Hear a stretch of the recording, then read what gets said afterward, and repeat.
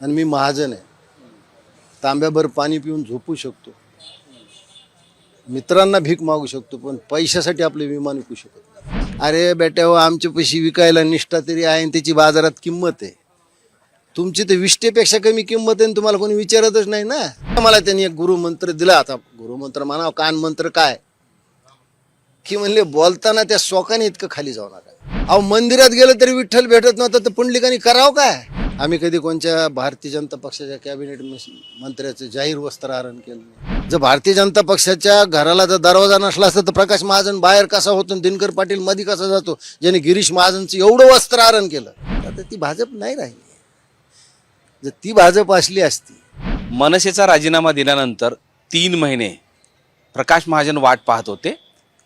एक म्हणजे भाजपमध्ये त्यांना कोणीतरी घेईल आणि दुसरं म्हणजे मनसेचं पुन्हा बोलावणं येईल आणि याच मुद्द्यावर बोलण्यासाठी ते स्वतः आहेत. 3 महिने वाट पाहत होते. तुम्ही अत्यंत महाराष्ट्रासमोर खळबळजनक हे वाक्य बोलता बोलता सांगितलं. कशी वाट पाहत होता बरं? नाही, मला कसं असतंय की वय जरी वाढलं तरी माणसाला कोणतरी समजूत घालावी, रुसवा काढा असं वाटतं. मनुष्य धर्म आहे. नाही झाला. तुमच्यासारख्या 4 मित्राला वाटलं नाही वा प्रकाश महाजन आता म्हणजे एका मित्रानं ते हे बोलून दाखवलं. तर कोणासमोर बोलून दाखवलं मी आज नाही सांगणार त्या माणसाचं नाव. त्यांनी सांगितलं की प्रकाश महाजनाला शेवटी भारतीय जनता पक्षाच्या झेंड्यात जाऊ द्या. एवढं भावनात्मक आव्हान त्या माणसाने संबंधित भारतीय जनता पक्षाच्या सर्वाला केलं. पण गेली 3 महिने मी आपलं वाट पाहत राहिलो. नंतर असं लक्षात आलं की नाही होणार. मला कुठला तरी आधार पाहिजे होता या वयात. हे आधार म्हणले की तुम्ही त्याचे छिलके काढू नका. आधार हा पैशाचा नसतो, आधार हा भावनेचा असतो. मी आहे माग याचाही असतो. आणि मी महाजन आहे. तांब्याभर पाणी पिऊन झोपू शकतो, मित्रांना भीक मागू शकतो, पण पैशासाठी आपले विमान विकू शकत नाही.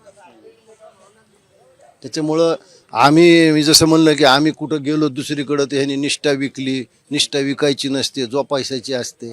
अरे बेटा हो, आमच्या पैसे विकायला निष्ठा तरी आहे आणि त्याची बाजारात किंमत आहे. तुमची तर 20पेक्षा कमी किंमत आहे आणि तुम्हाला कोणी विचारतच नाही ना. मला असं वाटलं की कोण माणूस आपल्याला हिंदुत्वाच्या जवळचा विचार करू शकतो. मी शिंदे साहेबांना म्हणलं की माझी इच्छा आहे. ते मला रात्री 12:30 वाजता भेटले. म्हणून शिवसेनेत आले. तुम्ही म्हणालात होतं तुम्ही असं आहे की तुम्हाला सांगतो की तेही सामान्यातून वर आले, जुना परिचय होता. आणि त्यांनी मला स्पष्ट सांगितलं की तुम्ही तुमचं यूट्यूब चालू ठेवा, हे तुमचं वैयक्तिक मत आहे. बोलताना तुम्हाला काय बोलायचं बोला, फक्त बाळासाहेबांची आणि स्वर्गीय आनंदीची विचारधारा. आणि त्याही पेक्षा मला त्यांनी एक गुरुमंत्र दिला. आता गुरुमंत्र म्हणावं कान मंत्र काय की म्हणले बोलताना त्या शोकाने इतकं खाली जाऊ नका. सभ्य भाषा वापरा. मला सांगा, म्हणजे तुम्हाला सुद्धा आश्चर्य वाटेल की एकनाथ शिंदे साहेबांनी मला हे सांगितलं की. म्हणून मी खूप असं मी त्यांना तरी म्हणलो बीडचा आहे हो मी, कधी कधी मग ते उफाळून येतं माझं.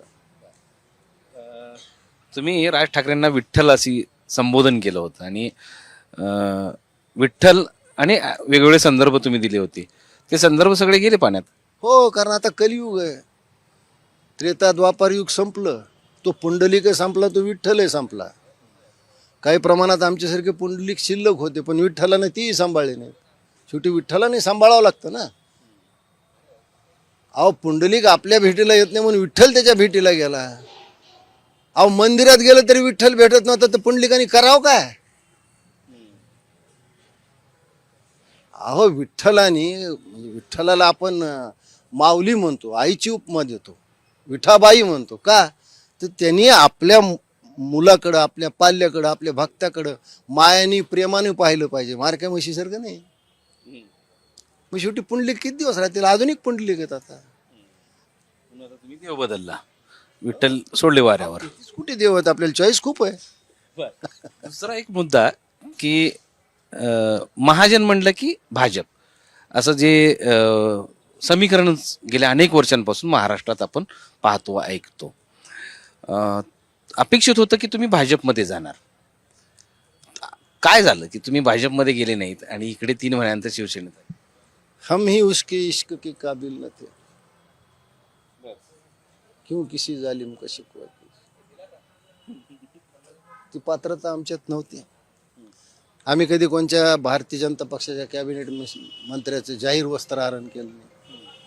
आम्ही कुठं करप्शन केलं नाही. आम्ही कुठं दादागिरी केलं नाही. आम्ही कोणी एखाद्या स्त्रीवर अत्याचार करून तिलाच पुन्हा 1 कोटीची लाच देताना आम्ही कधी असं काही केलं नाही.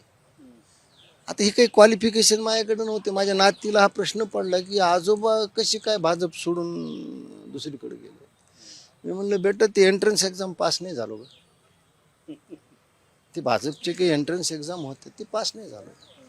पण तुम्ही एंट्रन्स एक्झाम पेक्षा सुधीर भाऊ मुनगंटीवार असं म्हणाले की भाजप असा पक्ष आहे जे शनी शिंगणापूर सारखा आहे. इथे मी त्याच्यानंतर 100 वेळा सुधीर भाऊशी संपर्क साधण्याचा प्रयत्न केला. त्यांच्या पियेचा एकदा फोन आला. मी म्हणलं सुधीर भाऊ, मी आता हे जाहीर बोलणार, सुधीर भाऊ तुम्ही खोटं बोलताय. भारतीय जनता पक्षाच्या घराला दरवाजा नाहीये पण बाहेर पहारेकरी आहेत. त्याचं काय?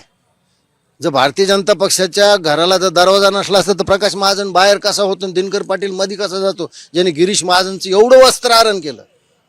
त्या 2024च्या विधानसभेचे भाषण काढा तुम्ही, त्या भाषणाला मीच प्रमुख वक्ता होतो. मी शेवटी म्हणलं दिनकर पाटील तुम्ही महाजन नावाच्या व्यक्तीविषयी एवढं बोललेत आणि मी महाजन असल्यामुळे मला असं वाटतं की सकाळी रामकुंडावर जाऊन आपलं केशवापन करून प्रायश्चित्त घ्यावं काय. तो आज भाजपचा आहे आणि त्याच्या घरात उमेदवारी दिली. हे क्वालिफिकेशन माझजवळ नव्हतं म्हणून मला नाही घेतलं. पण भाजप महाजनांना विसरून गेले. जवळपास विसरूनच गेलेत. एक कुणीतरी महाजन शिल्लक आहे. आता त्यालाही नीट सांभाळतात का नाही माहित नाही. तोही बिचारा अज्ञातवासात आहे.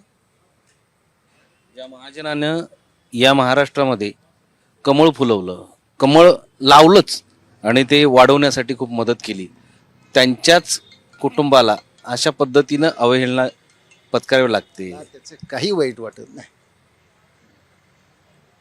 तो भारतीय जनता पक्ष, ती माणसं सगळी गेली. थोडे बहुत सुधीर भाऊ असतील, मधु चव्हाण असेल, प्रकाश मेहता हे, किंवा आता राम नाईक थोडे वयस्कर झालेत. आता ती भाजप नाही राहिली. जर ती भाजप असली असती तर कुणाला तरी बरं वाटावं म्हणून प्रकाश महाजनला घ्यायचं नाही. हे भारतीय जनता पक्षाने असं केलं नसतं. मी काय म्हणलं की मला काही गोष्टी बोलायच्या नाहीत, नाही बोलायच्या, ठीक आहे, हा त्यांचा अधिकार आहे. जे पक्ष चालवतात त्यांनी घ्यावं नाही घ्यावं. मी महाजन आहे, मलाही माझ्यात काय होणार आहे माहिती आहे. कुणी किंमत करणारा भेटलच ना. शांत बसला तो महाजन कसा. मी शांत नाही बसलो. शांत बसला तो महाजन कसा असं मराठवाड्यात सातत्यानं हो कशाला. म्हणून मी काय म्हणलं की बघू जिथं जाऊ तिथं काहीतरी करूच. प्रकाश महाजन हे शिवसेनेमध्ये गेलेले आहेत. त्यांना अपेक्षा होती की भाजपमध्ये त्यांना बोलावलं जाईल, पण तसं झालं नाही. त्याची कारणं सुद्धा त्यांनी सांगितलेली आहेत.